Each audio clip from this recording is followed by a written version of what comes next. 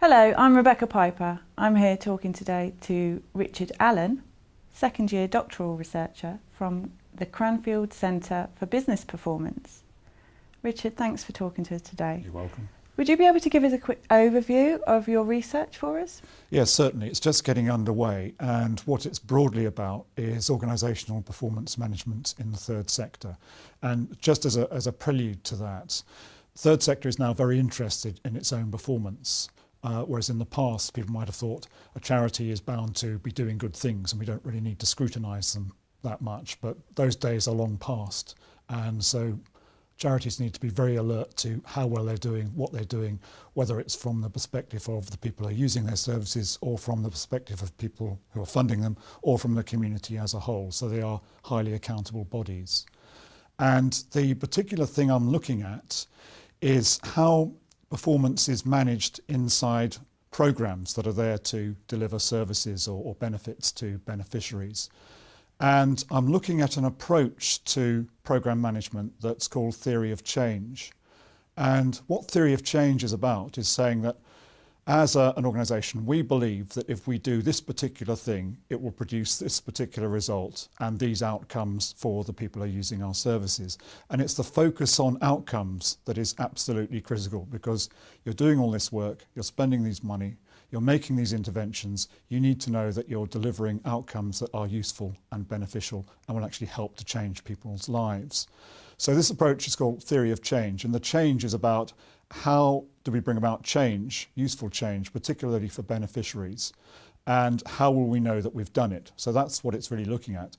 And to give you an example of this, if you take an area like child sexual exploitation, you may have a belief based on evidence, based on work experience, based on what beneficiaries themselves say, that if you can work with families, if you can enable children to stay in school, if you can keep them away from drugs, if you can keep them away from circumstances where they could be more readily sexually exploited, then it will reduce their risk of sexual exploitation. So the outcome you're looking for from that is fewer children are sexually exploited.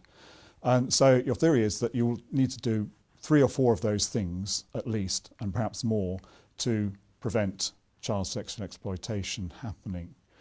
So you begin with developing a set of assumptions and then thinking about the interventions that you need to make, say in schools or in health or wherever it happens to be, and then tracking the interventions that you're making to see if they are delivering the results. And then the tricky bit at the end is working out whether or not you've actually achieved the outcomes that you've set out to achieve. Now, this way of working comes from the whole evaluation school that developed in the 60s and 70s in the United States, and is sometimes built around things called logic models. But this is a logic model plus a good look at the mechanisms that you are developing to deliver the results, and strong engagement with beneficiaries, stakeholders, and people inside the organisation as well. And what I'm planning to do is to look at it in 3 ways. Firstly, to look at how the assumptions are developed at the outset, then to look at how the links are managed between the theory and the delivery. So what are people actually doing to deliver those outcomes? And then thirdly, how do people make sense of the outcomes that they've actually achieved? Because it's never straightforward. The results aren't necessarily that easy to describe. So you have to find a way of framing them in a way that makes sense both to yourselves as providers and to the people who are funding the organisation. So that's broadly what I want to look at, those 3 areas inside an organisation that's operating theory of change.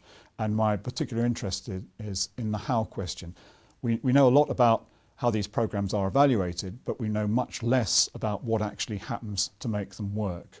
And I'm looking at that because I think it would be immensely useful, particularly to third sector organisations, to have an idea of the sort of practice that is being developed and could be developed around delivering these kinds of programs.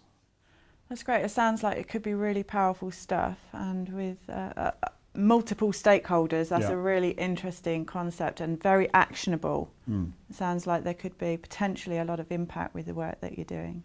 Yes, I'm hoping it will. And one of the things that I think could easily fall out of this is an understanding of what managers and leaders in particular need to do to drive that process all the way through in such a way that it's actually successful. That's great. Thank you, Richard. Thank you.